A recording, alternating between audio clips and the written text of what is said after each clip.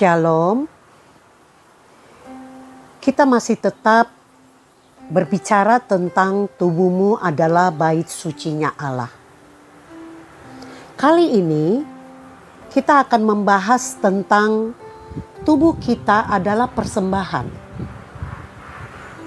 Saudara, kita sudah membahas tentang tubuh kita adalah bait suci beberapa waktu yang lalu. Tentunya fungsi dari bait suci itu harus juga terjadi dan berlangsung di dalam tubuh kita. Kalau hati kita adalah ruang Maha Kudus, maka jiwa kita adalah ruang kudus dan tubuh kita adalah pelatarannya. Maka harus ada persembahan di dalam bait suci tersebut. Dan persembahan itu adalah tubuh kita sendiri. Ya saudara ya.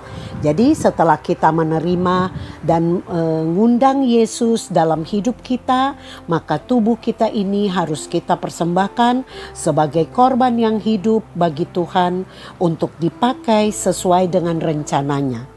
Memang sudah sepantasnya ya saudara bahwa kita mempersembahkan tubuh kita sebagai korban yang hidup baginya untuk dipakai sesuai dengan rencananya sendiri. Kita lihat ayatnya. Roma 12 ayat 1-2 dikatakan demikian. Karena itu saudara-saudara, oleh kemurahan Allah, aku menasihatkan kamu supaya kamu mempersembahkan tubuhmu sebagai persembahan yang kudus dan yang berkenan kepada Allah. Itulah ibadahmu yang sejati. Jangan kamu menjadi serupa dengan dunia ini, tetapi berubahlah oleh pembaharuan budimu sehingga kamu dapat membedakan mana kehendak Allah, apa yang baik, yang berkenan kepadanya dan sempurna. Kita mempersembahkan diri kita dinasehati untuk mempersembahkan tubuh kita sebagai persembahan yang hidup dan yang berkenan kepada Allah. Ini adalah kewajiban orang percaya, yaitu mempersembahkan tubuh kita, mempersembahkan hidup kita sebagai persembahan yang hidup, kudus dan berkenan kepada Allah. Penyerahan diri kita sepenuhnya kepada Allah dan meletakkan dasar ketaatan sebagai ibadah yang sejati. Karena tubuh kita sudah dibeli dan lunas dibayar. Oleh sebab itu, muliakanlah Allah dengan tubuhmu. Pertobatan dan pengudusan adalah pembaharuan budi, yaitu hati, roh, watak, dan kecenderungan yang adalah harus baru dan pengertian yang baru, hati nurani yang lembut, pikiran yang jernih dan kehendak yang tunduk pada kehendak Allah dan bertindak dengan dasar yang baru. Ya, dikatakan seperti itu, kita harus mempersembahkan tubuh kita. Kita harus mempersembahkan apa yang selayaknya, yang senantiasa kita persembahkan sebagai korban syukur kita kepada Allah. Ya saudara ya, kita sudah diselamatkan. Oleh sebab itu saudara bisa katakan, Tuhan, aku mempersembahkan tubuhku sebagai persembahan yang hidup dan yang berkenan kepadamu. Tiap hari saudara bisa katakan seperti itu. Tuhan, hari ini aku persembahkan tubuhku. Dan kita mengajarkan kepada keluarga kita, anak-anak kita, suami kita atau istri kita atau siapapun anggota keluarga kita untuk belajar mempersembahkan tubuh mereka. Karena tubuh itu, ketika kita mempersembahkan tubuh, Tuhan mengatur hidup kita. Tuhan mengambil alih seluruh hidup kita. Bukan apa yang kita mau lagi, tetapi apa yang Tuhan rancang setiap hari. Tubuh itu miliknya Allah. Tubuh itu kepunyaannya Allah. Oleh sebab itu kita harus mempersembahkannya. Mengapa dikatakan demikian? Kita bisa lihat ayatnya. Roma 11 ayat 36. Dikatakan begini. Sebab segala sesuatu adalah dari Dia dan oleh Dia dan kepada Dia. Bagi Dialah kemuliaan sampai selama-lamanya. Amin. Jadi saudara, inilah kedaulatan ilahi yang maha tinggi. Segala sesuatu dalam hidup kita itu berasal dari Dia. Oleh sebab itu patut kita persembahkan kembali sebagai rasa syukur kita bahwa kita sudah diselamatkan.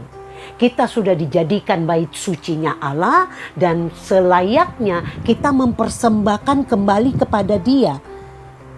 Karena kepada Dia juga semua untuk kemuliaannya.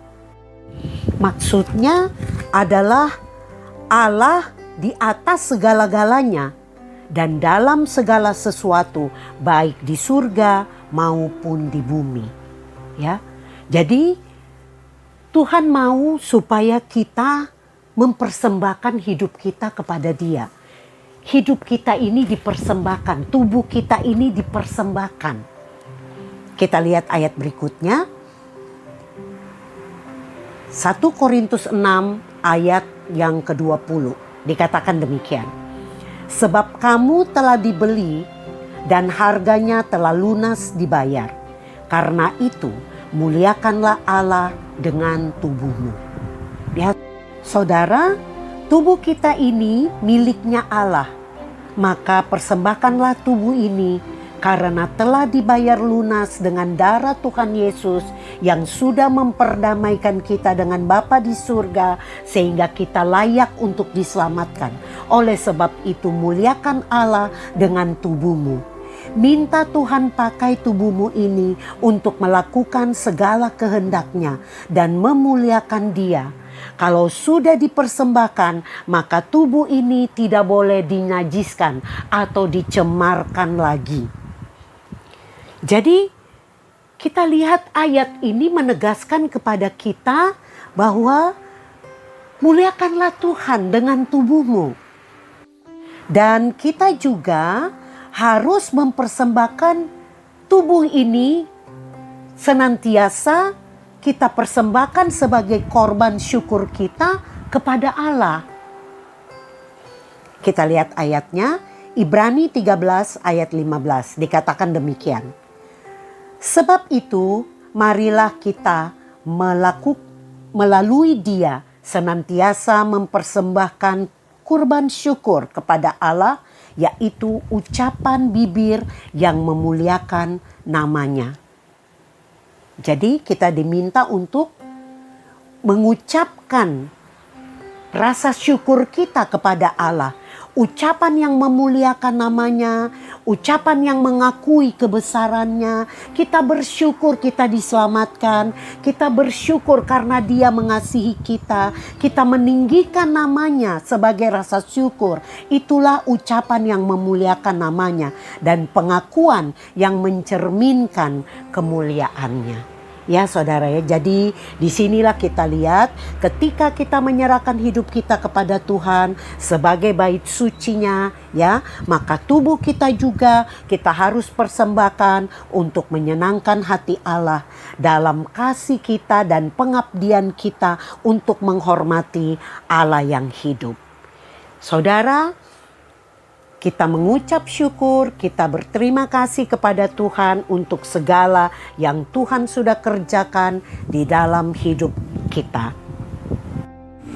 Jadi, tugas kita saat ini sebagai orang percaya harus mempersembahkan tubuh kita sebagai persembahan kepada Tuhan untuk menyenangkan hati Allah dalam kasih dan pengabdian kita sebagai alat-alatnya untuk pujian dan kekudusan dalam pelayanan. Jadi saudara, karena anugerah dan kemurahan Allah ditawarkan dengan cuma-cuma kepada kita orang-orang percaya yang hidupnya kudus, dan sebagai tanda bersyukur bukan karena perbuatan kita, bukan karena kegagahan kita memperoleh semua itu. Dan kita diminta untuk tidak serupa dengan dunia ini, yaitu menghentikan suatu tindakan yang serupa dengan sistem dunia dan hidup menyerupai Tuhan Yesus. Demikianlah kebenaran firman Tuhan. Tuhan Yesus memberkati. Amin.